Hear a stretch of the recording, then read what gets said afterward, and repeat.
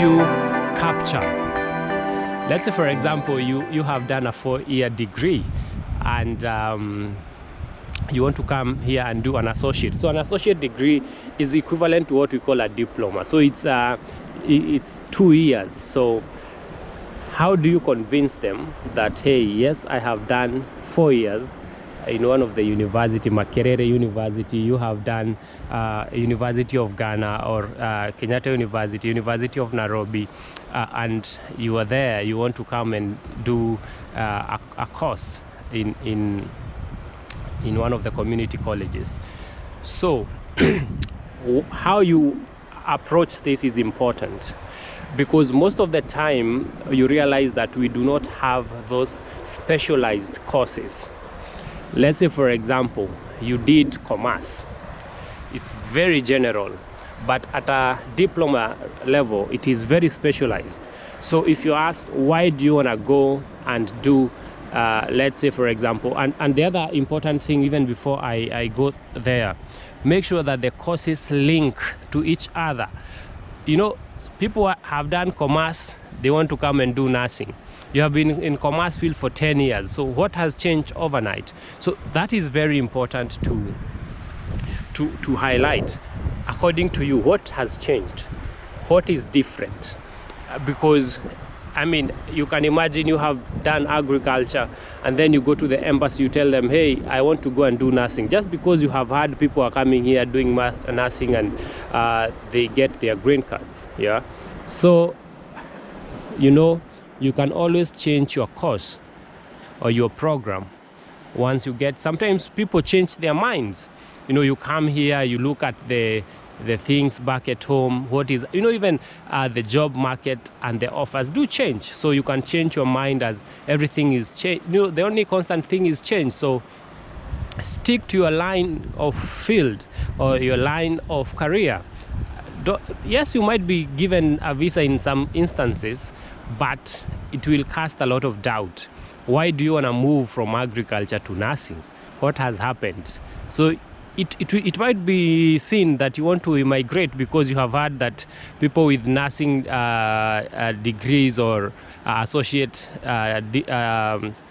degrees in nursing, what they call RN, are marketable here and they're getting green cards. So you do not have any plan of going back home. So back to what I was saying. So let's say, for example, you have done finance and you want to come and do an associate degree. Make sure it is in line with finance. For example, you can decide to come and do an associate degree in what we call software, business software analytics or business software analysis, or you specialize in that field. So you will be asked, why do you want to move from finance and you want to come and do the business software program? So it will be very easy for you to explain.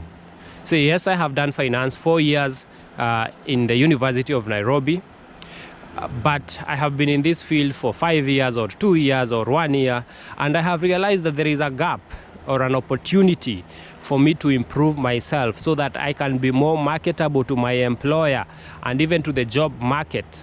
That's why I want to go invest in myself, take this course for 2 years. Then when I come back home, I will be paid two times more. And even you can show, you can work with your employer to show that indeed this is an opportunity that is open for you to try.